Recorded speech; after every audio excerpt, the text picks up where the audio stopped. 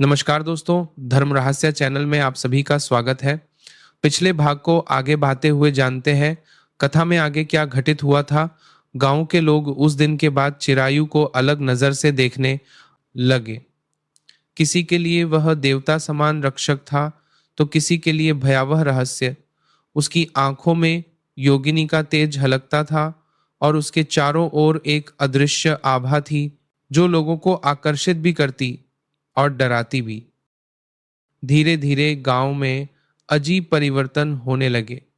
पशु बिना कारण रात में चिल्लाते, छोटे बच्चों के सपनों में एक काली स्त्री आती और कहती, मैं मुक्त नहीं हुई हूं, मेरा अंश अभी भी जीवित है। चिरायु दिन में शांत रहता, पर रात को उसे बेचैनी घेर लेती। वह अपने कक्ष में बैठा ध्यान करता, पर ध्यान में उसे योगिनी का स्वर सुनाई देता, तुमने मेरा श्राप अपने भीतर बांध लिया है चिरायु, अब तुम ही मेरे वाहक हो। वह डर कर मंत्र जप करता, पर जितना अधिक जप करता उतना ही गहरा वह स्वर उसके भीतर समा जाता।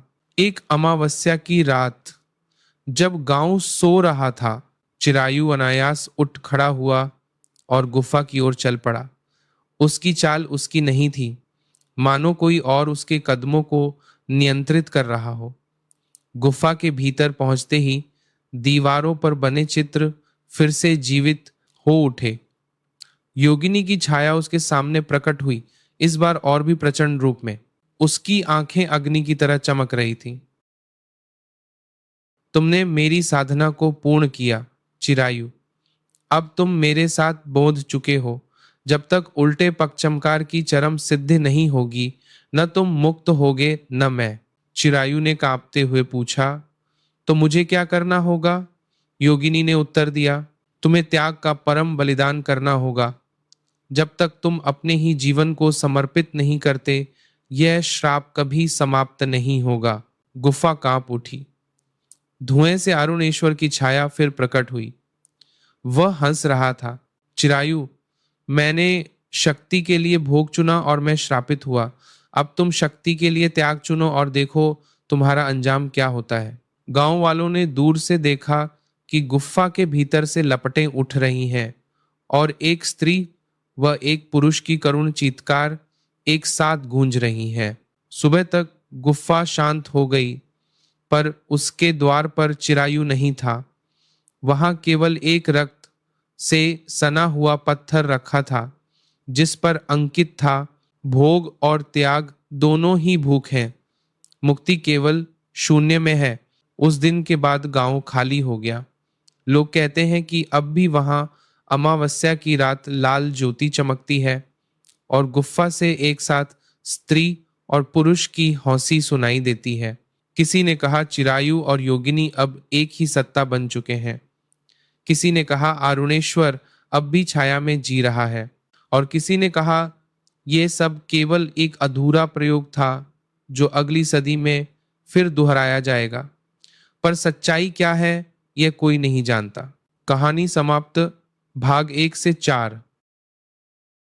क्या आप चाहेंगे कि मैं इस पूरी कहानी को एक सिनेमैटिक यूट्यूब वीडियो स्क्रिप्ट के रूप में फिर से लिख दूं, जिसमें बैकग्राउंड नरेशन और विजुअल सुझाव भी हो? आपने कहा। भाग 5 चैट जीपीटी ने कहा, गांव उजड़ चुका था। केवल टूटी फूटी झोपड़ियां, सूखे कुएं और सुनसान खेत बचे थे, परंतु गुफा का रहस्य वहीं जीवित था। समय बीता सैकड़ों वर्ष, उस स्थान को लोग श्रापित अरण्य कहने लगे। यात्री उस दिशा में जाने से डरते, और जो साहसी कभी वहां पहुंचते वे लौटकर कहते, गुफा के भीतर स्त्री और पुरुष की हंसी एक साथ गूंजती है, जैसे दो आत्माएं अनंत खेल खेल रही हों। लगभग 500 वर्षों बाद एक युवा साधक विभानंद उस गुफा तक पहुंचा। उसने सुना था कि वहां योगिनी और एक ब्राह्मण साधक की आत्माएं बंधी हैं। विभानंद वैराग्य की तलाश में था। उसने गुफा के द्वार पर ध्यान लगाया और धीरे धीरे भीतर प्रवेश किया। गुफा अब भी वैसी ही थी। दीवारों पर रक्त जैसे धब्बे, राख से लिपटी जमीन और बीचों बीच वही पत्थर जिस पर लिखा था, भोग और त्याग दोनों ही भूख हैं, मुक्ति केवल शून्य में है। विभानंद ने मंत्रोच्चार प्रारंभ किया। उसी समय गुफा में अदृश्य वायु उठी, छायाएं इकट्ठी होकर रूप लेने लगीं। एक ओर योगिनी प्रकट हुई, भयानक परंतु करुण आंखों वाली। दूसरी ओर चिरायु की आत्मा उभर आई। उसके चेहरे पर तेज और यातना दोनों झलकते थे। योगिनी ने धीमे स्वर में कहा, 500 वर्षों से हम इस भूमि से बंधे हैं, न पूरी तरह जीवित न पूरी तरह मृत। चिरायु ने उसकी ओर देखा और कहा, विभानंद, यदि तू वास्तव में साधक है तो हमें मुक्त कर, पर ध्यान रहे, मुक्ति का अर्थ है तेरा जीवन समर्पण। विभानंद ठिठक गया। उसने पूछा, क्या कोई और मार्ग नहीं? योगिनी की आंखों से अग्नि झलकी, कोई और मार्ग नहीं। पक्षमकार की उल्टी साधना को अंतिम बलिदान चाहिए। जब तक कोई साधक अपने अहंकार और जीवन दोनों को अर्पित नहीं करता, यह भूमि शांति नहीं पाएगी। विभानंद मौन हो गया। गुफा में अचानक अरुणेश्वर की हंसी गूंजी। उसकी छाया फिर उभरी। देखो, सैकड़ों वर्ष बीत गए, पर यह खेल वही है। शक्ति चाहो या मुक्ति, दोनों की कीमत मृत्यु है। अब बताओ युवा साधक, तुम क्या चुनोगे? गुफा की दीवारें कांप उठीं। विभानंद के चारों ओर प्रकाश और अंधकार का द्वंद्व फैल गया। योगिनी और चिरायु की आत्माएं प्रतीक्षा कर रही थी। क्या विभानंद स्वयं को अर्पित करेगा या इस श्रापित चक्र को जारी रखेगा? उसके निर्णय पर ही आने वाली सदियों का रहस्य निर्भर था। गुफा में शून्य सी निस्तब्धता छा गई और फिर अचानक दीप शिखा प्रज्वलित हुई। किसने जीवन दिया, किसने जीवन लिया, ये कोई नहीं जान पाया, परंतु गांव के बाहर से देखने वालों ने कहा कि उस रात गुफा से कोई एक व्यक्ति बाहर आया जिसके चेहरे पर अपूर्व तेज था। पर वह कौन था? विभानंद, योगिनी या चिरायु, या तीनों मिलकर कोई नया रूप बन चुके थे? रात की निस्तब्धता के बाद गुफा से बाहर आया वह रहस्यमयी व्यक्ति कई दिनों तक गांव के लोगों को दिखाई नहीं दिया, लेकिन आसपास के प्रदेशों में अजीब घटनाएं घटने लगीं। पहले पास के राजमहल में, जहां राजा का प्रिय पुत्र अचानक बीमार पड़ गया, वैद्य असमर्थ थे। राजदरबार में रात को किसी ने कहा कि महल के गलियारों में एक अजनबी साधु दिखा है, जिसकी आंखों में अग्नि और करुणा दोनों झलकते हैं। उसी रात राजकुमार स्वस्थ हो गया, पर उसके शरीर पर राख की हल्की परत जमी हुई थी। फिर अगले गांव में लोग बताते थे कि कुएं का जल सूख चुका था, पर अमावस्या की रात एक अनजान साधक आया। उसने कुछ मंत्र पढ़े और जल फूट पड़ा। लोग प्रसन्न हुए, पर अगले ही दिन कुएं के पास किसी स्त्री की हंसी गूंजी और जल में रक्त की लकीरें तैरने लगीं। धीरे धीरे यह खबर फैली, एक नया साधक प्रकट हुआ है। न जाने वह विभानंद है या योगिनी या फिर चिरायु की आत्मा।